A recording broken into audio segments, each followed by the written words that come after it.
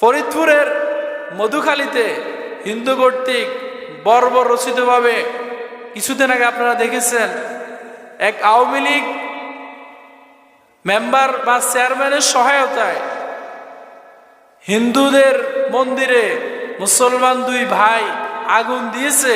এই মিথ্যা প্রপাগান্ডায় 21 বছর বয়সী এবং 15 বছর বয়সী আশরাফুল এবং আরশাদুল নামে দুই ভাইকে প্রকাশ্যে হিন্দুরা পিটিয়ে হত্যা করেছে। আপনারা দেখেছেন না? এটা অল্প কয়েকদিন আগে, বেশি দিন আগে না, ফরিদপুরে।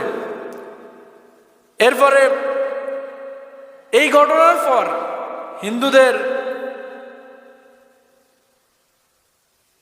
ঘটনার পর দেশের বিভিন্ন জেলার উগ্র হিন্দুরা উত্তেজনাকে আরো বাড়িয়ে দেওয়ার জন্য বাংলাদেশ জাতীয় হিন্দু মহাজোটের রাজশাহী বিভাগের সাংগঠনিক সম্পাদক সুমন মোহস্ত ফেসবুকে পোস্ট করে